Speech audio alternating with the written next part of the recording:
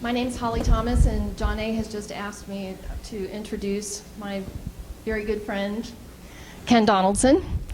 And Ken is a psychotherapist who has a niche in helping families, particularly families with closely held businesses, in improving their emotional intelligence, improving the relationships going on in their family and their business.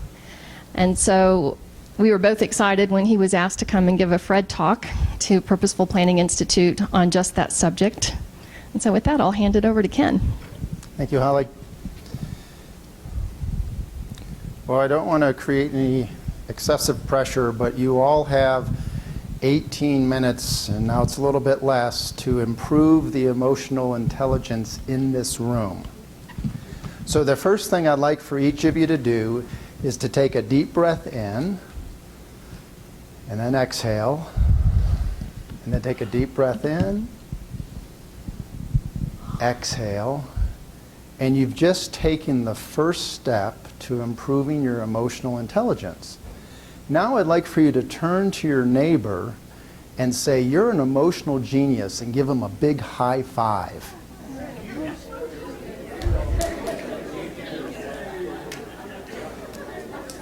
And I'd like for you to especially notice what just happened to the emotional level in the room. So the first thing you did, in a matter of 5 seconds, you calmed yourself, and then in a matter of another 5 seconds, you really raised the energy in the room. So I want to let you know that I know you're already emotional geniuses, but I'm just going to remind you of a few things. And I'm going to start with sharing with you a story about Mr. Smith. Mr. Smith woke up this morning to an alarm. It wasn't the alarm of his alarm clock. In fact, the alarm was because his alarm clock didn't go off and he was a half an hour late. The alarm was the sense of anxiety within him. So as he woke up and got up in that worried and hurried state, he hit his toe. He stubbed his toe. You're shaking your head. Been there, done that. Did you do it this morning? Yeah. And those of you that have had that wonderful experience, you know what it's like, especially first thing in the morning, and then you're hopping around. And so on the way to the bathroom, he knows he's late, and he's hopping around, and he turns on the light in the bathroom, and the bulb blows up. Now, the good news is that there's 2 lights in the bathroom. There's one at the sink, and there's one in the shower. So the one in the shower blew, so he could still take a shower. But he walks in the shower and it's a little bit dark, and he accidentally knocks the bottle of shampoo off, and he reaches over to pick it up, and when he comes back up, he hits his head on the soap dish. And so now he's got a sore toe, he's got a sore head, he's a half an hour behind, he's taking his shower. It's one of those quick showers that you just run in, you run out, and he's got to shave. And for the guys in the audience, you know what happens when you have to shave in a hurry. You get consumed with, I can't nick myself, I can't nick myself, I can't nick myself, and what happens? You nick yourself. Thank goodness they invented toilet paper, so he takes a little dab of toilet paper and he puts his nick on there, and he goes out and he gets his clothes on and he heads to the kitchen, and the coffee's been brewing. He says, "Oh, that's really great." Gets himself a cup of coffee and he goes to take a sip, and you know what happens? It spills on his shirt. Right? Oh my gosh, I don't have time to change the shirt. I'm already half an hour late. So he scurries out to his car. He gets in his car and he's going about 50 miles an hour through this 35 zone. He figures, I've never seen a police officer here before. And all of a sudden he has this amazing experience where he thinks he's in Kmart and he's having a blue light special. In his rear view mirror, there's the blue light. Oh my gosh, he gets a speeding ticket. So now he's 45 minutes late. Well, back at home, Mrs. Smith had to navigate all around that craziness, and she had to get up little Joey Smith. Well, Joey Smith, he had an accident the night before, so she had to change out the sheets, and then Joey didn't want to get his clothes on, and Joey didn't want to eat breakfast, and then Joey just wanted to watch TV. I see some of you shaking your heads. Been there, done that. You made the t-shirt. Finally, she gets Joey in the car. She gets him to school, and there's that god-awful line. All the parents dropping off their kids. Finally, she gets through the line. You see, she's supposed to meet Mr. Smith at 9 a.m. at your office. Now, the good news is you're at rendezvous. So you're not going to have to deal with Mr. and Mrs. Smith. The bad news is that they are at your office right now thinking they have an appointment with you, and they're either banging on your door or they're giving your receptionist a hard time. Now, just by a show of hands, how many of you have had a day something like Mr. Smith or Mr. Smith's? Yeah, only a few of you. Wow. Oh, okay, there's the truth comes out.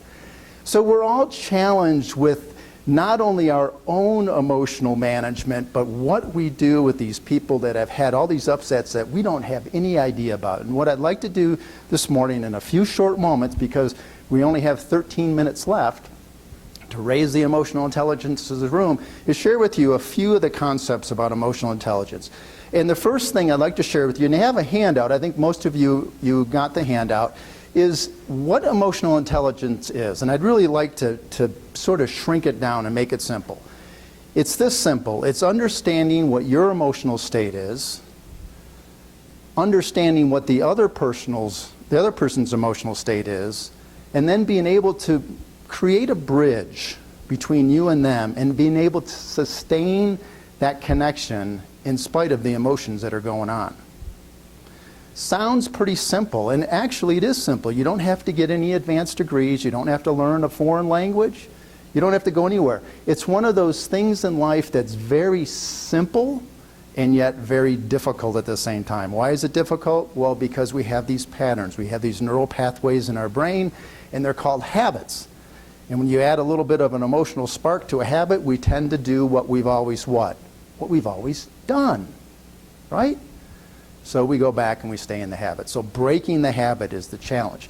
So part of what makes this so difficult too, and you'll notice in the second paragraph there's 6 bullet points. And what I'd like for you to do is just circle the one that says stinking thinking. Circle the one that says stinking thinking. Because we can really consolidate all these down into stinking thinking. We're not brought up in a culture, unfortunately, that really educates us much about emotion. And if you think about it, think about the role models you had.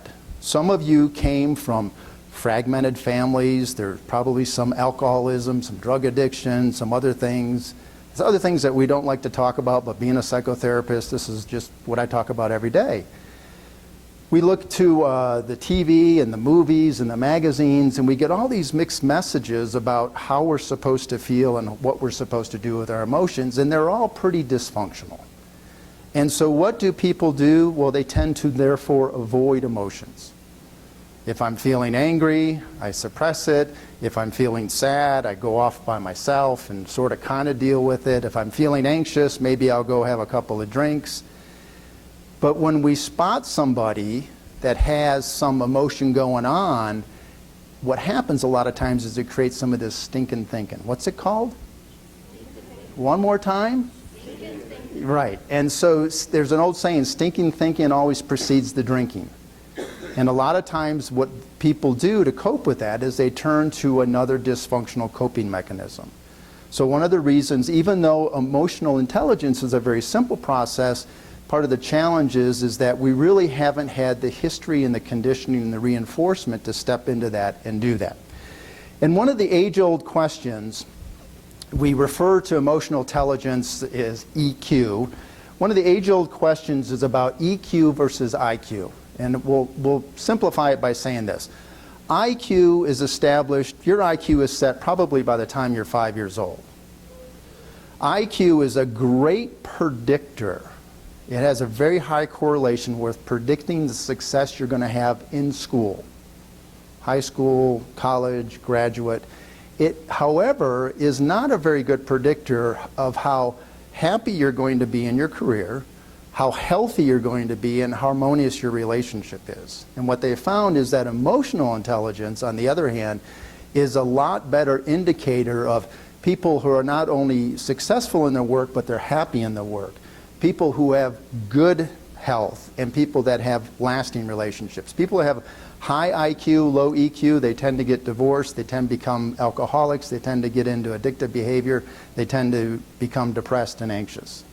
So EQ, the good news is that EQ has no ceiling. You can continue to expand and grow your EQ as long as you are open and as long as you are willing to do so. So I'd like to now share with you, since we only have 8 minutes and 40 seconds left, one of the keys to creating the emotionally intelligent connection. And what I'd like for you to do first is to write on the right-hand side of your handout there 4 words. I'd like for you to write communication, cooperation, collaboration, and cohesion. Communication, cooperation, collaboration, and cohesion.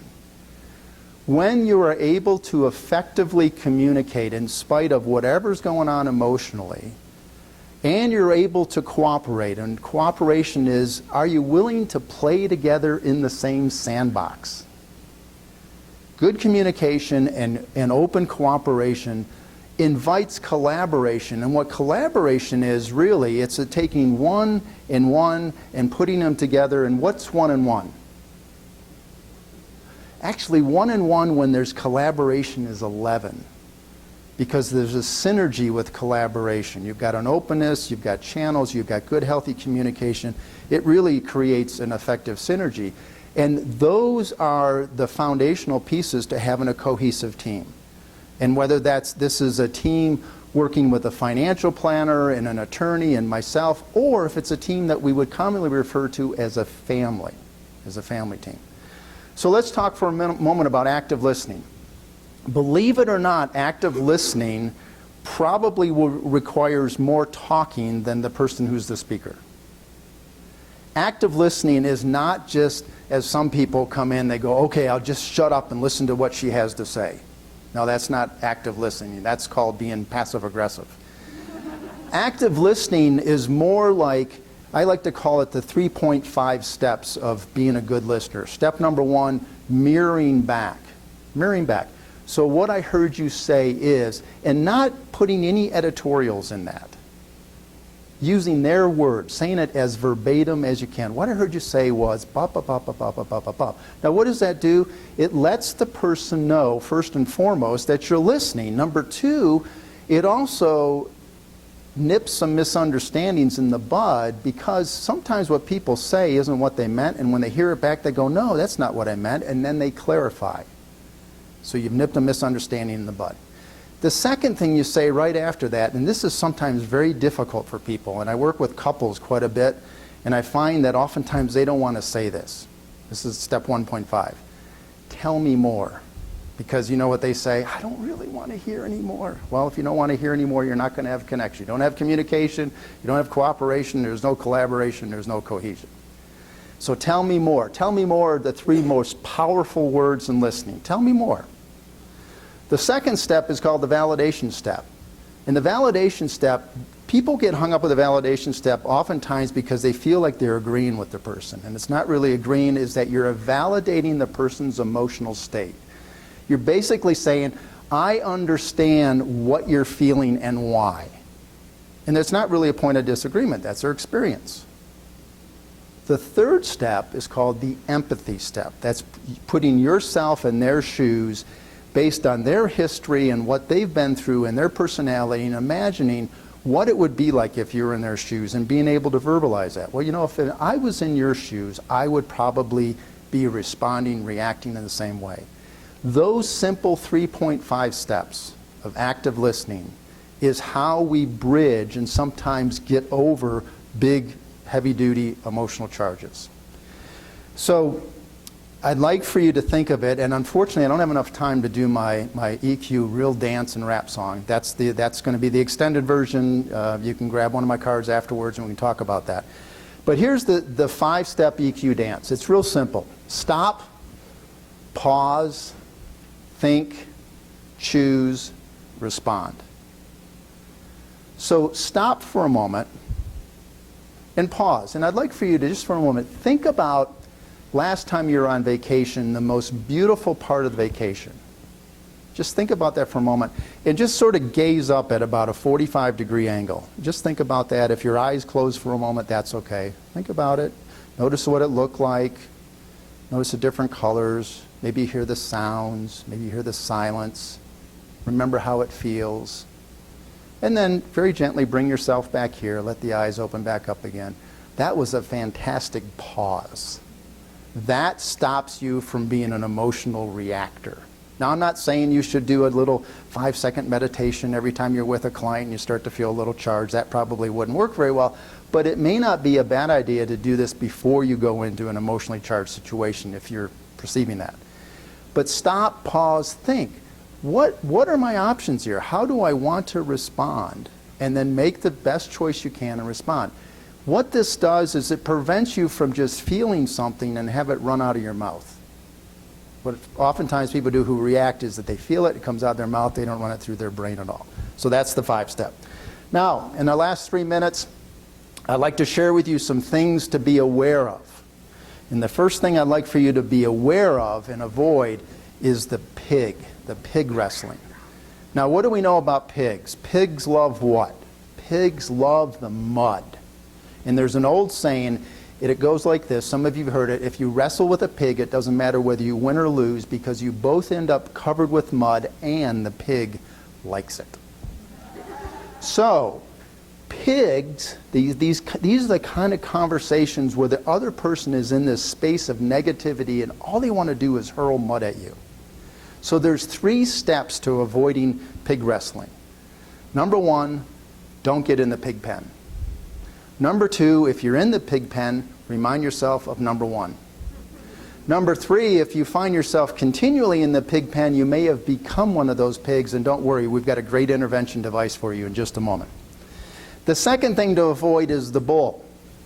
Now, I showed this to somebody recently, they thought I was advertising Merrill Lynch. I'm not. There's no subliminal messages here or anything.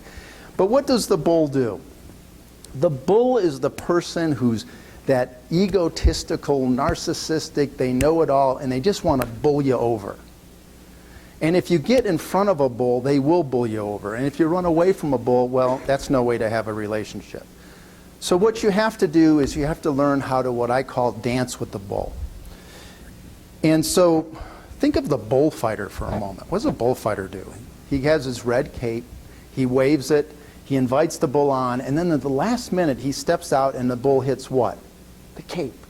And then he turns around and he does the same thing again. He doesn't really use too much of his own energy, and the poor bull gets wore out, right? Never once does he throw the cape down and say, okay, I'm going to headbutt the bull, because if you do that, what's that called? That's called a headache. And you all have some headache clients, or you might have a headache family member. And if you, like I said, if you run from the bull, allowing fear to take over. So the key is to learn how to dance with the bull. So rule number 1 is don't fight with the bull. Rule number 2 is if you find yourself fighting with the bull, remind yourself of rule number 1. And rule number 3 is if you continually find yourself fighting with a bull, you may have become one, and not to worry, we've got a great intervention device for you in the next 33 seconds. Oh my gosh. The last thing is about rabbits. Rabbit chasing is those conversations that seem to have no end. And if you ever noticed a rabbit, they never blink. And if you stare at a rabbit, it's almost like you start to feel hypnotized. And that's what those conversations are like. All of a sudden they get you pulled down in the rabbit hole and you have no idea where you're going. So, Holly, my lovely assistant, is going to give to each of you in the last 10 seconds here a wonderful this is an intervention device. If you could take one out and pass it down. And this is to snap you out of the trance. Now, those of you, yes, you can actually put it on to make sure it fits okay. Yay, yay. So this is called humor. Humor comes from the same word human. It helps keep us flexible and fluid, and sometimes we need to have a little humor in our emotional intelligence arsenal to keep it flexible and fluid for those difficult cases. Thank you very much.